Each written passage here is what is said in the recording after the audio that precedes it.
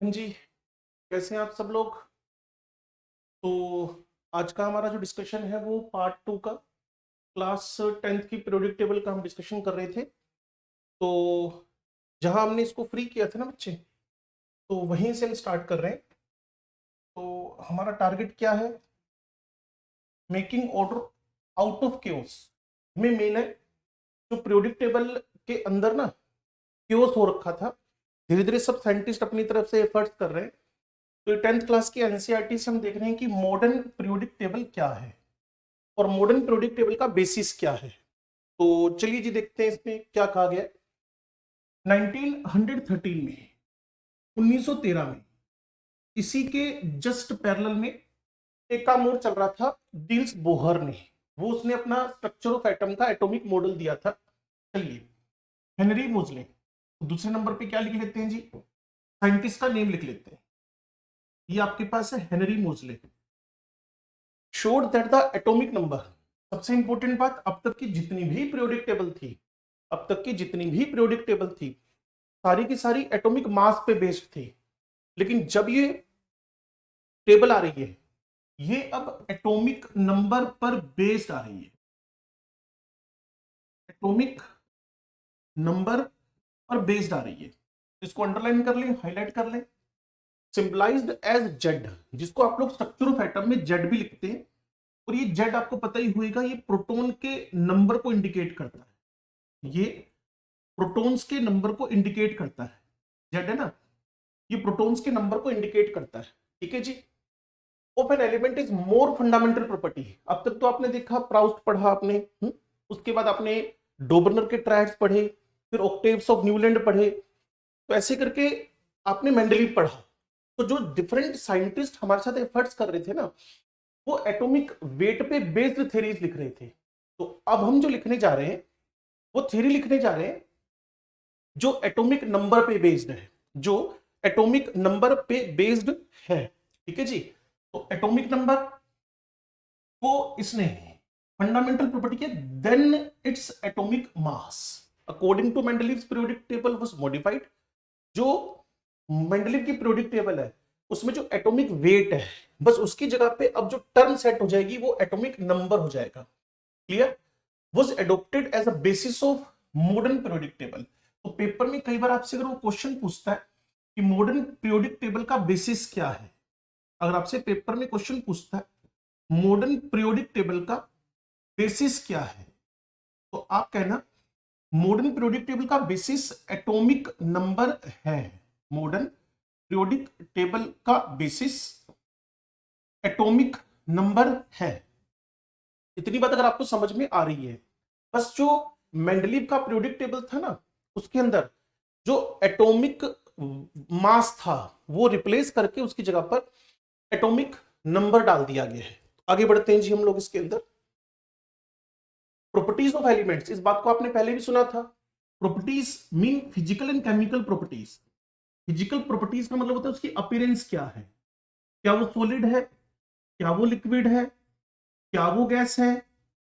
जो physical and chemical properties है, physical properties as well as chemical properties, physical and chemical properties periodic function है।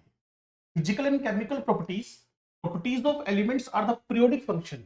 और periodic function का मतलब आपको पता होगा, after a certain interval, after a fix interval, after fix gap, एक फिक्स गैप के बाद, एक फिक्स इंटरवल के बाद same physical and chemical properties ने खुद को रिपीट करना होता है। क्लियर ना? तो उसको बोलते हैं पीरियोडिक फंक्शन।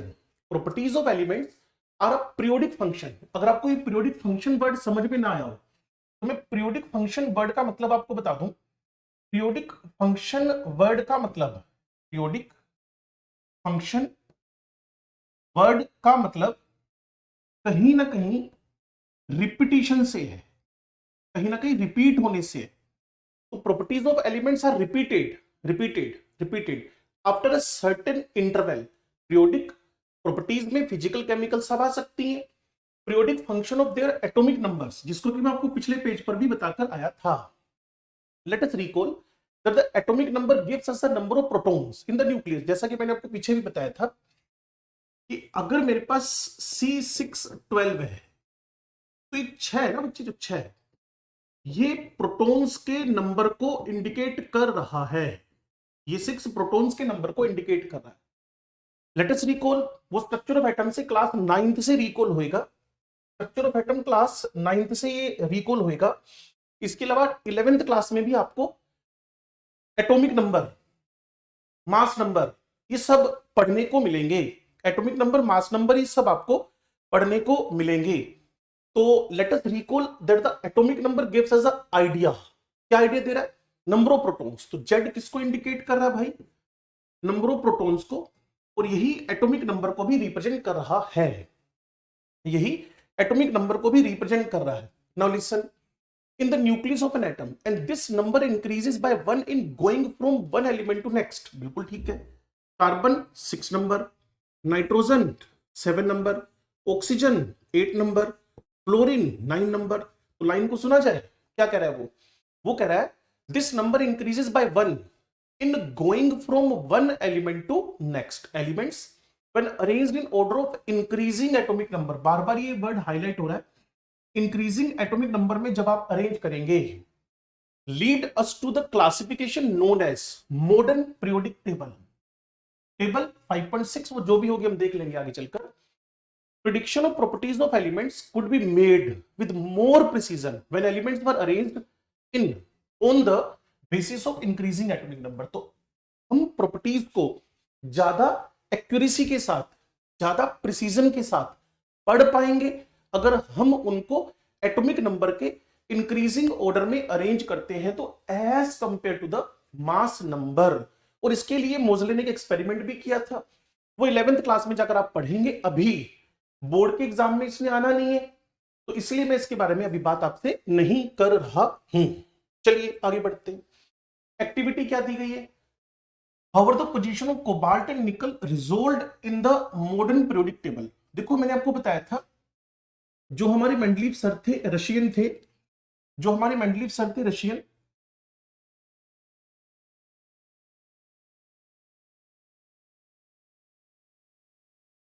जो हमारे मेंडलीव सर थे उनके यहां CuNi वो इंक्रीजिंग एटॉमिक मास की जगह पे डिक्रीजिंग ऑर्डर में रखा गया। मैंने आपको आर्क कोनी थापा ArCuNi रख के बताया, टेल्यूरियम आयोडीन बताया, जैसा कि आप आगे मॉडर्न पीरियोडिक टेबल में पढ़ रहे हो। तो ये जो कोबाल्ट निकल है ये 27 नंबर पे आ रहा है, ये 28, तो बिल्कुल ठीक है। ये एटॉमिक नंबर के तो इंक्रीजिंग ऑर्डर में आ ही रहा है। However the position of cobalt and nickel resolved in the modern periodic table, बिल्कुल ठीक है। ये अगर मैं मेंडलीव की टेबल में चलता हूं, ये अगर मैं मेंडलीव की टेबल में चलता हूं, तो मुझे मेंडलीव की टेबल के अंदर ये इंक्रीजिंग एटॉमिक वेट की जगह डिक्रीजिंग में दिखते हैं। लेकिन जब मैं इसको इस मॉडर्न पीरियोडिक टेबल में लेकर चलता हूं, तो मुझे ये बिल्कुल एक्यूरेट 27, 28 अपने इंक्रीजिंग एटॉमिक नंबर के अकॉर्डिंगली ही दिखते हैं। तो ये प्रॉब्लम रिजोल्व हो गई है। How the positions of isotope of various element decided in the, बिल्कुल ठीक है। मॉडर्न पीरियोडिक टेबल में आइसोटोप्स की आपने देखा, वहां उसकी एक प्रॉब्लम थी। तो अगर मैं हाइड्रोजन को 1 लिखता हूं, अगर मैं हाइड्रोजन जिसका कि एटॉमिक नंबर 1 ही चलेगा, तो मेरे भाई जब भी हम आइसोटोप्स की बात करें तो इनका एटॉमिक नंबर 1 ही है, इनका जेड का वैल्यू तो सेम ही रहता है बच्चे। जब जेड का वैल्यू सेम रहेगा तो इनकी लोकेशन भी सेम ही रहेगी। तो भाई सेकंड प्रॉब्लम भी रिजोल्व हो गई है। Is it possible to have an element with atomic number 1.5 placed between hydrogen and helium? Impossible, क्योंकि जो आपका एटॉमिक नंबर है वो इंडिकेट कर रहा है प्रोटॉन्स के नंबर को। ये थर्ड एक्टिविटी की बात कर रहे हैं हम लोग, वो प्रोटॉन्स। और प्रोटॉन्स कभी भी फ्रैक्शनल, आधा पौना प्रोटॉन नहीं होता बच्चे। नेवर द फ्रैक्शनल वैल्यू वो कभी भी फ्रैक्शनल नहीं हो सकता। तो क्या ये पॉसिबल है किसी का एटॉमिक नंबर 1.5 और उसको हाइड्रोजन हीलियम के बीच में रख दिया जाए, वो पॉसिबल नहीं है। तो इसका आंसर है नॉट। लो जी, where do you think should hydrogen be placed in the, where do you think should hydrogen be placed in the modern? Hydrogen की हालत आज भी, हाइड्रोजन की हालत आज भी कंट्रोवर्शियल है, तभी इसको नोटी एलिमेंट बोलते हैं। इसकी हालत आज की डेट में भी कंट्रोवर्शियल है, ठीक है जी। अभी भी इसकी हालत कंट्रोवर्शियल है। कोई बोलता है first A mean lithium sodium में वाले ग्रुप में रख दो, कोई बोलता है हेलोजन वाली फैमिली के साथ रख दो, कोई बोलता है कार्बन से इसकी प्रॉपर्टीज मैच कर रही है वहां रख दो। तो इसकी पोजीशन आज भी कंट्रोवर्शियल है। चलिए आगे देखते हैं। ये जी आपकी पीरियोडिक टेबल, ध्यान से देखना, ये मॉडर्न पीरियोडिक टेबल है जो 1 नंबर, 2 नंबर, यहां से 3, 4, जिसके बारे में आप बात कर रहे थे कोबाल्ट निकल, ये प्रॉब्लम रिजोल्व हो गई। आर्क कोनी थापा, देखिए ये AR हो गया, ये K हो गया, इसकी प्रॉब्लम भी रिजोल्व हो गई। 18, 19 आर्क कोनी थापा, THPA जब थोरियम और प्रोटेक्टिनियम, थोरियम और प्रोटेक्टिनियम की बात करते हैं THPA, तो यहां चलते हैं जी 1991 हो गया। इसके बाद आपको शायद याद होगा आयोडीन के साथ टेल्यूरियम, ये प्रॉब्लम भी रिजोल्व हो गई। तो जो 4 एनॉमलीज थी ना इसके अंदर, in the periodic table of Mendeleev's, arc कोनी थापा, ये आर्क हुआ, ये कोनी हुआ, ये थापा हुआ, और यहां से ये टेल्यूरियम आयोडीन हुआ। यहां मेंडलीव ने डिक्रीजिंग एटॉमिक वेट में रख दिया था, लेकिन आज की डेट में मॉडर्न पीरियोडिक टेबल में ये प्रॉब्लम रिजोल्व हो गई है। तो एक काम करते हैं, इसको यहां से रब करके, इसको यहां से रब करके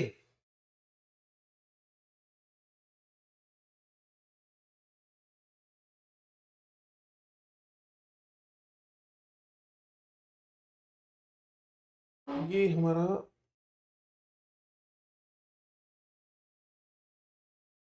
लो जी,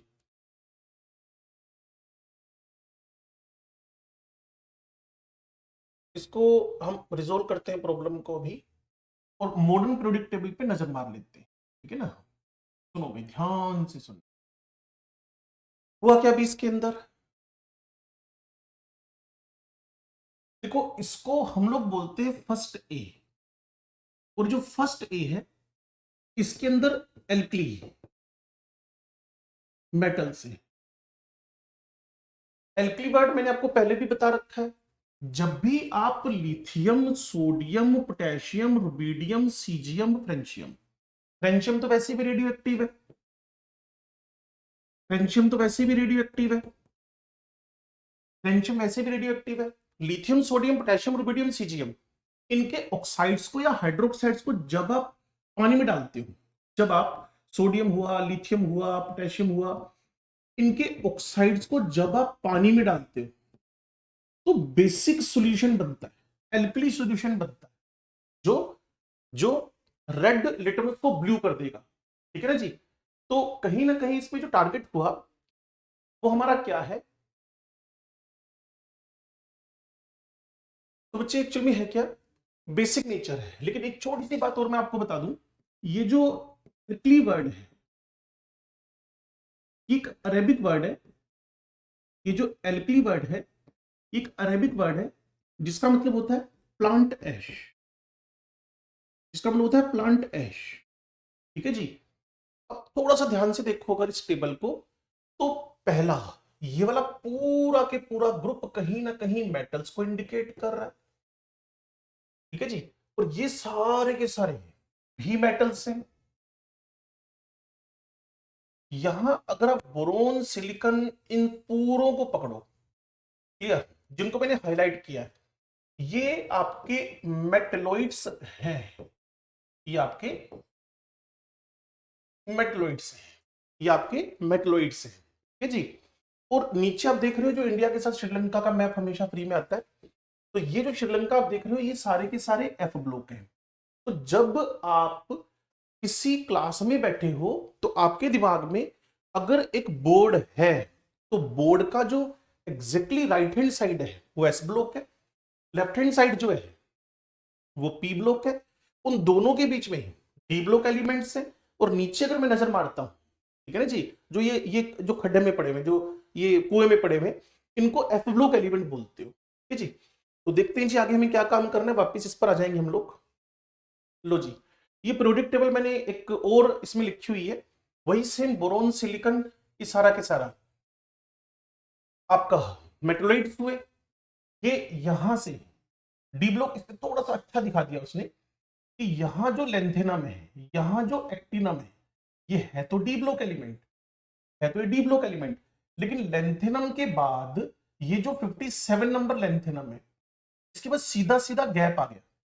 कि पीछे अगर आप जाते हो तो वहां भी आप देख सकते हो कि इस लेंथेनम के बाद, एक लेंथेनम के बाद एक गैप दिख रहा है आपको, लेंथेनम के बाद एक गैप दिख रहा है आपको। वो जो गैप दिख रहा है ना बच्चे, वो लेंथेनम के बाद स्टार्ट हो रहा है सीरियम, ठीक है जी, PrNdPm। इसका भी मैंने कोड बना रखा आपको याद करवाने के लिए, तो मैं आपको करवा दूंगा। तो एक दिमाग में जनरल पिक्चर बन गई है कि जो मॉडर्न पीरियोडिक टेबल है वो एटॉमिक नंबर पे बेस्ड है, जो मॉडर्न पीरियोडिक टेबल है वो एटॉमिक नंबर पे बेस्ड है। मॉडर्न पीरियोडिक लॉ मोजलेस ने दिया हुआ है, उसने कहा है physical and chemical properties of the elements और periodic function of their, periodic function of their atomic, periodic function of their atomic numbers. उससे जो आइसोटोप्स हैं उनकी पोजीशन भी सुधर गई, जो हमारे आर्क कोनी थापा और टेल्यूरियम आयोडीन है उसकी पोजीशन भी सुधर गई। चलिए आगे देखते हैं, एक और पीरियोडिक टेबल जो थोड़ी सी और साफ सुथरी है। देखो हर पीरियोडिक टेबल चाहे कहीं से भी आ जाओ, इनको अलग से शो किया हुआ, लेकिन polonium is not the metalloid, ये हमारा एक रेडियो एक्टिव मेटल है, ये हमारा एक रेडियो एक्टिव मेटल है, ठीक है जी। ये आपने 10th क्लास में याद भी किए होंगे, टीचर्स ने आपको याद करवा रखे हैं। क्लियर, लीना की रब से फ्रेंडशिप या फरियाद, ठीक है जी। ये बेटा मांगे कार सर पकड़ बाप रोए, ठीक है जी। तो ऐसे करके आप इसको याद कर सकते हो, बाकी मैं तो मान के चलता हूं कैसे ना याद करो। टोटल 18 ग्रुप है, ठीक है। इसको 9 दिन में डिवाइड कर लो, पहले दिन मुझे ये करना है सुबह, दूसरे दिन मैंने ये करना है, फिर मैंने तीसरे दिन ये करना है। तो hydrogen lithium sodium potassium rubidium caesium, hydrogen lithium sodium potassium rubidium caesium, and then francium is radioactive, beryllium magnesium calcium strontium barium radium, ठीक है जी। तो ऐसे करके आप इसको याद कर सकते हो, वन साइड एस, बीच में डी, इधर आपके पास पी और नीचे पड़े हुए आपके पास एफ ब्लॉक एलिमेंट्स, नीचे पड़े हुए आपके पास F block elements. Now as we can see, the modern periodic table takes care of three limitation of Mendeleev's periodic table। जो मेंडलीव की periodic table थी, उनकी जो मेन तीन ड्रॉबैक थी वो दूर कर दी इन्होंने। The anomalous position of hydrogen can be discussed after we see what are the basis on which the position of an element in the modern periodic table depends। Modern periodic table में position किस base पे decide होती है, तो इसका answer मैं आपको बता दूं, मॉडर्न periodic table में जो पोजीशन डिसाइड होती है ना बच्चे, वो होती है इलेक्ट्रॉनिक कॉन्फ़िगरेशन देखकर, वो डिसाइड होती है इलेक्ट्रॉन कॉन्फ़िगरेशन देखकर। और अभी इलेक्ट्रॉन कॉन्फ़िगरेशन का आइडिया आपको जनरल वाला है, मैं आपसे बोलूं सोडियम का इलेक्ट्रॉन कॉन्फ़िगरेशन क्या है, तो बच्चे क्या करेंगे 281 लिखकर आ जाएंगे, ठीक है जी। लेकिन जो मैं 11th स्टैंडर्ड पे आपको कॉन्फ़िगरेशन दूंगा 1s2 2s2p6 3s1, अब आप कहेंगे ये क्या है, तो इसके लिए मुझे एक इलेक्ट्रॉन कॉन्फ़िगरेशन की क्लास आपकी लगानी है, वो मैं आपको इसमें एक्सप्लेन कर दूंगा।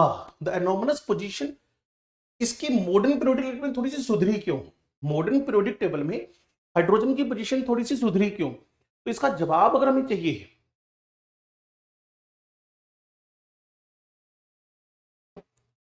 इसका जवाब अगर हमें चाहिए तो आपको करना क्या पड़ेगा, आपको एग्जैक्टली कारण जानना पड़ेगा कि मॉडर्न पीरियोडिक टेबल में हम एलिमेंट्स को किस बेसिस पे अरेंज करते हैं, इलेक्ट्रॉन कॉन्फ़िगरेशन के बेसिस पे अरेंज करते हैं।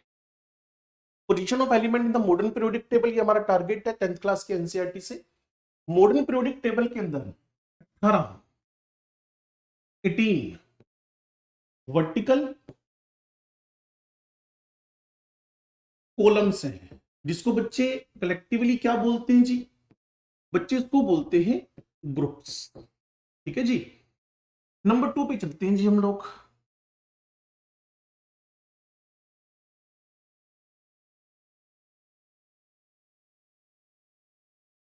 Number 2 known as the groups, 7 horizontal rows है, 7 हॉरिजॉन्टल हमारे पास रोज है जिनको हम लोग पीरियड्स बोलते हैं, जिनको हम लोग पीरियड्स बोलते हैं।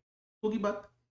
Let us see what decides the placing of an element in a certain group and period. उससे पहले मैं थोड़ा सा पीछे जाऊंगा आपके साथ और एक बार फिर आपको नजर मरवा दूं कि मेरे पास ये जो हॉरिजॉन्टल है, ये जो हॉरिजॉन्टल है, ये जो हॉरिजॉन्टल है, इनको आप क्या बोल रहे हो? पीरियड बोल रहे हो। कितने हैं जी? गिन लेते हैं।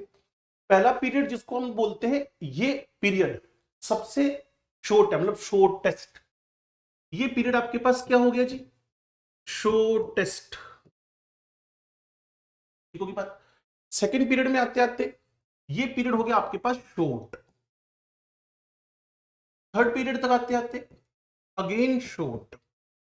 जब आप फोर्थ में आओगे तो long, long and very long हो जाएगा, क्योंकि एलिमेंट्स की जो अरेंजमेंट है, जो एलिमेंट्स की अरेंजमेंट है वो आप क्या देते हो? 2, 8, 8, 18, 18, 32, 32। तो जो सबसे कम वाला है उसको आपने शॉर्टेस्ट बोल दिया है। देन आफ्टर कौन सा बोल दिया आपने? Shortest, then short, short, long, long, longest, longest.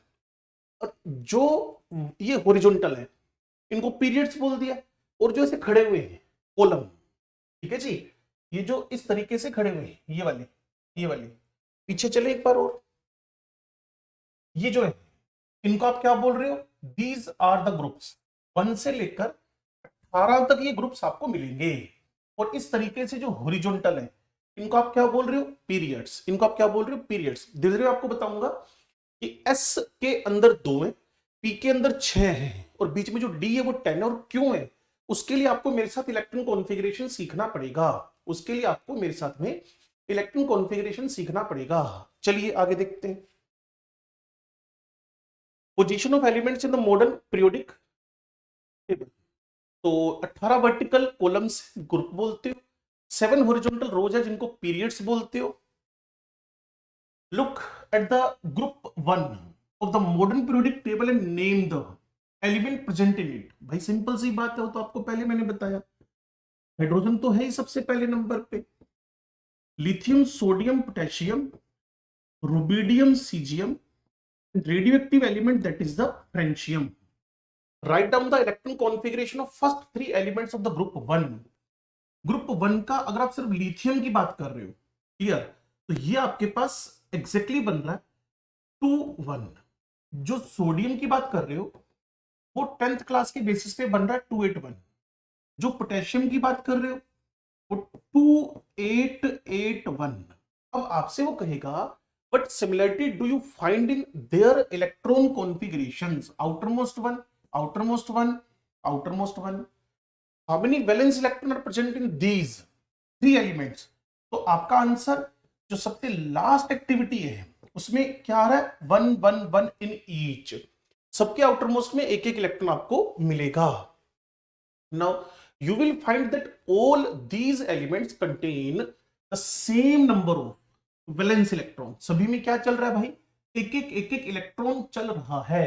Similarly, you will find that the elements present in any one group, जो भी कोई एलिमेंट लिथियम हो, सोडियम हो, पोटेशियम, रुबिडियम, सीजियम हो, जो भी कोई एक पीरियड के ग्रुप के अंदर होएगा, जैसे कि फर्स्ट या फर्स्ट ए ग्रुप का मेंबर है ये, तो उसका जो आउटर इलेक्ट्रॉन कॉन्फ़िगरेशन है, similarly you will found that the elements present in any one group have the same number of valence electron.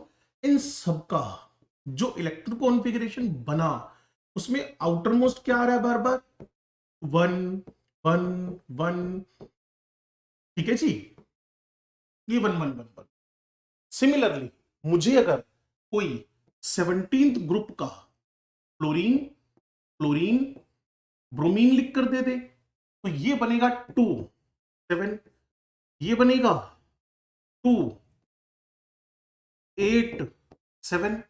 इसके आउटर मोस्ट में क्या हो रहे हैं 7 7 belong to group 17 how many electrons do fluorine and chlorine have in their outermost shells your answer should be 7 7 7 7 ठीक है जी hence we can say that groups in the periodic table signify an identical outer shell electron configuration अब कहीं ना कहीं इसकी जो कोशिश है कहीं ना कहीं इसकी जो कोशिश है ये एनसीईआरटी आपको एक ही बात की तरफ लेके जा रही है कि हाइड्रोजन की पोजीशन को ही जस्टिफाई कर दे हाइड्रोजन का आउटर इलेक्ट्रॉन कॉन्फ़िगरेशन वो तो बेचारे के पास एक ही है 1 तो हाइड्रोजन के पास एक ही तो इलेक्ट्रॉन है उस बिहाफ पे on the behalf of electron configuration उसकी पोजीशन को ये जस्टिफाई कर रहा है कि आप फर्स्ट ग्रुप में रख दो फर्स्ट ग्रुप में रख दो on the other hand the number of shells increases वो तो बढ़ेंगे इसमें 2 शेल है इसमें 3 शेल है इसमें 4 शेल है और अगर आपने 11th क्लास का एग्जैक्ट इलेक्ट्रॉन कॉन्फ़िगरेशन सीख लिया तो आप सारी बातों को परफेक्टली पकड़ पाओगे there is an anomaly when it comes to the position of hydrogen because it can be placed either in group 1 और ग्रुप 17 जो कि पीछे की प्रॉब्लम थी हमारी 1 में रखूं या 7 में रखूं तो हमें देखना क्या मिलता है इसको हम on the behalf of outermost one first A के ऊपर ऊपर रख देते हैं नाउ एक्टिविटी 5.5 क्या कह रही है if you look at the modern periodic table you will find that the elements lithium beryllium boron lithium beryllium boron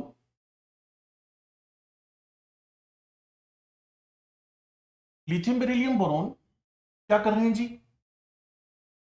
lithium beryllium boron carbon nitrogen oxygen fluorine and neon are present in the second period write down their electron configuration simple है जब lithium लिखोगे बच्चे तो आप लिखोगे it is 2 1 और जैसे ही beryllium लिखोगे तो जो आउटर मोस्ट है वो भरना शुरू हो जाएगा बोरोन लिखोगे 2 3 लिख दोगे कार्बन लिखोगे 2 4 लिख दोगे नाइट्रोजन लिखोगे 2 5 लिख दोगे ऑक्सीजन लिखोगे 2 6 लिख दोगे और फ्लोरीन लिखोगे तो 2 7 जैसा कि थोड़ी देर पहले मैंने आपको लिख के बताया था write down there electron configuration ये हो गया Do these elements also contain the same number of valence electron?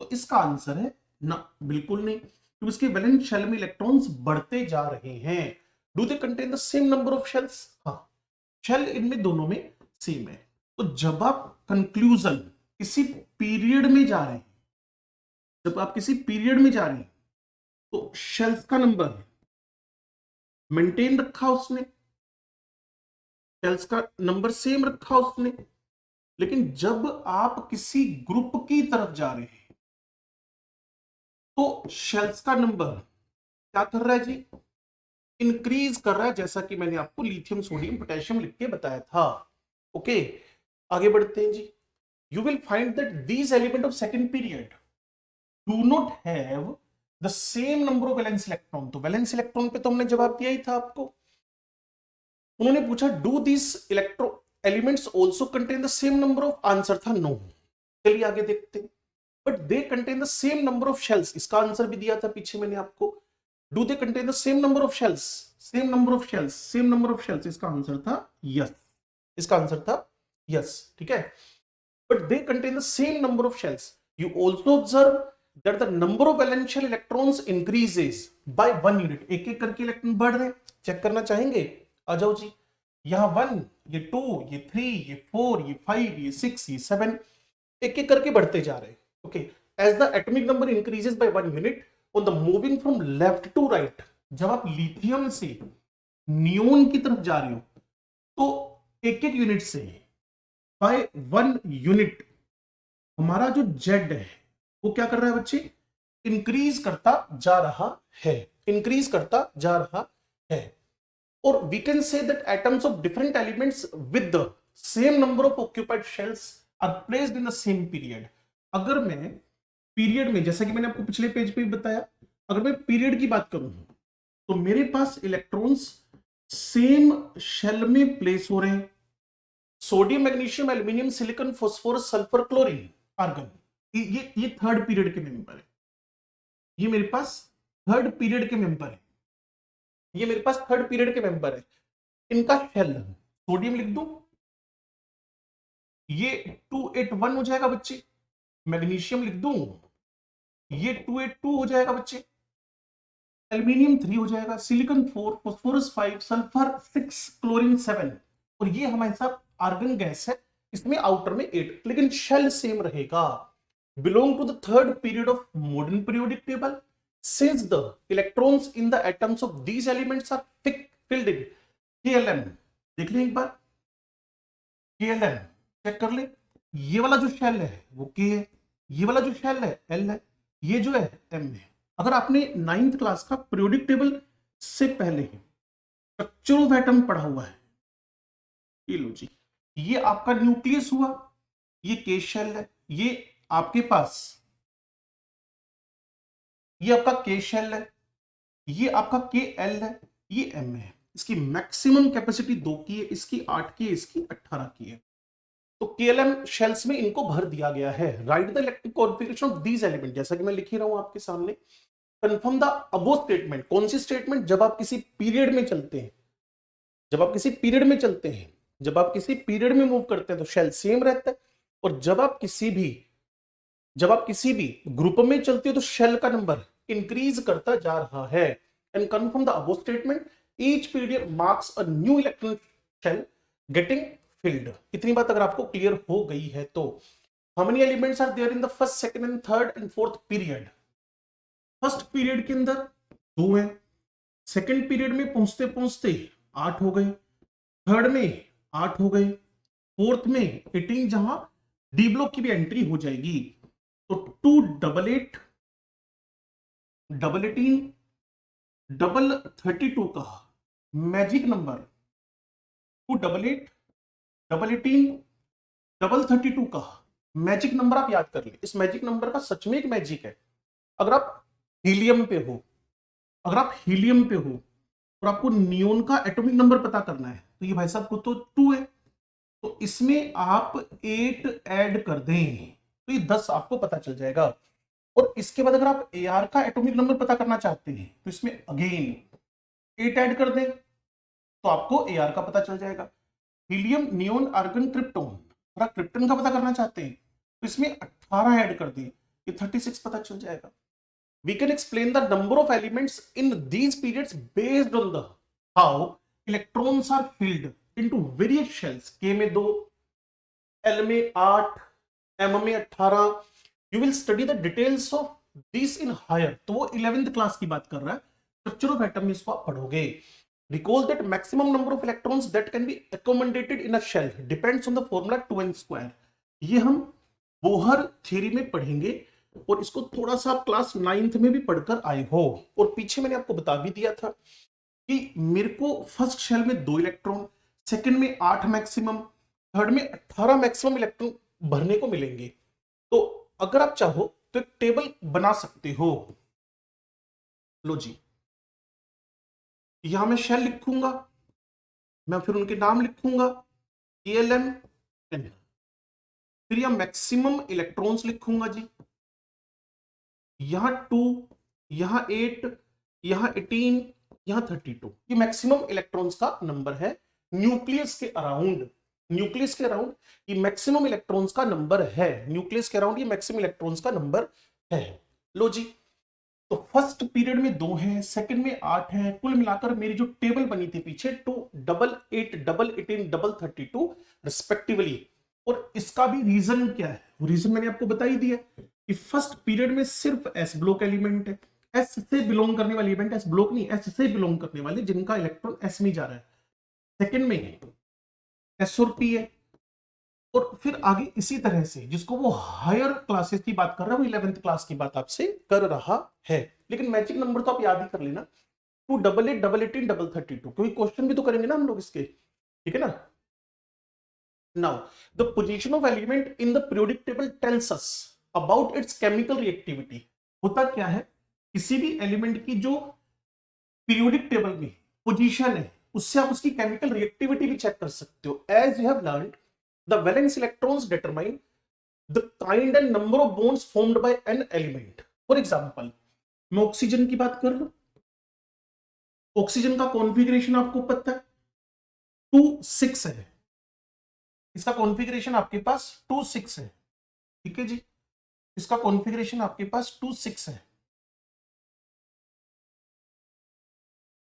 क्या है भाई, 2 6 है, ठीक है जी। आज मैंने ओपन बोर्ड खोला हुआ है, थोड़ा नया एक्सपेरिमेंट था। 2 6 है, तो इसकी जो वैलेंसी है वो 2 हो रही है, ठीक है।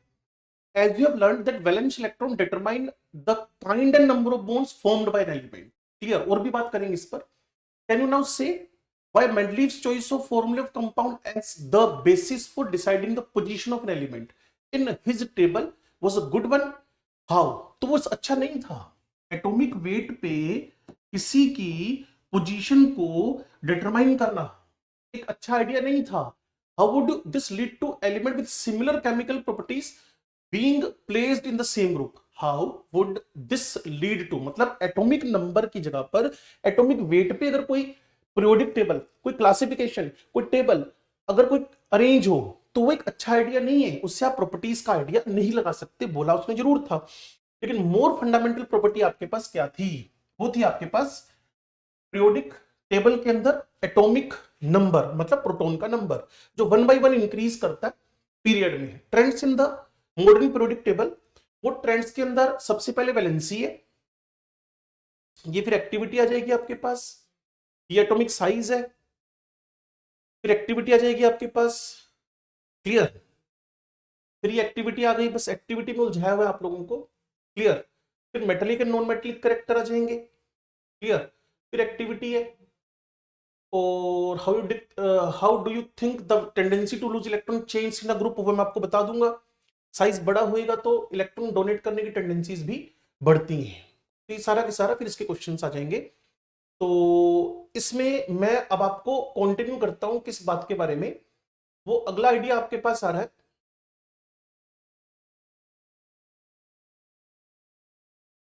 हमें trends in the modern periodic table सीखने हैं, trends in the modern periodic table सीखने, ट्रेंड्स क्या हैं और कैसे हैं। आओ जी, valency, as we know, the valency of an element is determined by the number of valence electron present in the outermost shell of an atom।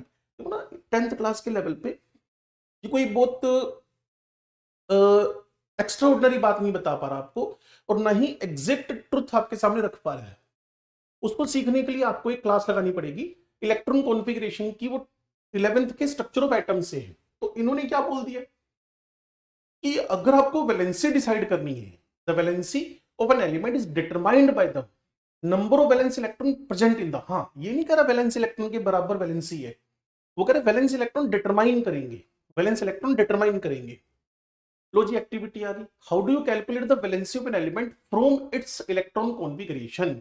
मैं आपको बड़ी सिंपल सी बात बोल देता हूं, लेकिन उसमें मुझे थोड़ा सा 11th का टच डालना पड़ेगा। वैलेंसी क्या है जी? उसमें बोलता हूं कि unpaired electrons, unpaired electrons in the outer most shell of an element. किसी एलिमेंट के आउटर मोस्ट शेल में पड़े हुए अनपेयर्ड इलेक्ट्रॉन्स को आप वैलेंसी बोलते हो। फॉर एग्जांपल, मैं हाइड्रोजन की बात कर रहा हूं, हाइड्रोजन के आउटर मोस्ट में सिर्फ एक ही इलेक्ट्रॉन है, हाइड्रोजन के आउटर मोस्ट में सिर्फ एक ही इलेक्ट्रॉन है, तो इसकी वैलेंसी आपके पास कितनी जाएगी भाई? 1। What is the valency of magnesium with atomic number 12 and sulfur with atomic number 16? Similarly, find out the valencies of first 20 elements. How does the valency vary in the period on going from left to right? How does the valency vary in going down a group? तो ये कई सारे question पूछे और सीधे उसके बाद इसने आपको साइज पढ़ाना शुरू कर दिया। तो यहां मेरी ड्यूटी बनती है कि मैं आपको इलेक्ट्रॉन कॉन्फ़िगरेशन का थोड़ा सा आइडिया देकर वैलेंसी के बारे में आपको सिखा दूं, वैलेंसी के बारे में आपको सिखा दूं इलेक्ट्रॉन कॉन्फ़िगरेशन का आइडिया देकर। ठीक है जी। तो इलेक्ट्रॉन कॉन्फ़िगरेशन जब सीख लोगे तो वैलेंसी के बारे में आपको इस सारी की सारी एक्टिविटीज आराम से सोल्व होती हुई दिख जाएंगी, सारी की सारी ये एक्टिविटीज सोल्व होती हुई आपको दिख जाएंगी। ठीक है जी। हाँ, इतना जरूर है, अगर इलेक्ट्रॉन कॉन्फ़िगरेशन सीख लिया तो वहीं से आपके दिमाग में आइडिया ईएनसी और शील्डिंग का आ जाएगा। और ईएनसी शील्डिंग का जैसे ही तुम्हारे दिमाग में आइडिया आया तो इमीडिएटली तुम्हारे दिमाग में एक बिल्कुल 100% सेटिंग हो जाएगी कि लेफ्ट से राइट, टॉप से बॉटम साइज कैसे घट और बढ़ रहा है। कुल मिलाकर मेरा टास्क एक ही है फिलहाल, वो है आपको सिखाना कि इलेक्ट्रॉन कॉन्फ़िगरेशन कैसे लिखते हैं, फिर ऐसे ऐसे करके आपकी सारी की सारी वैलेंसीज और ये वाली सारी की सारी एक्टिविटी डन हो जाएगी। ठीक है जी।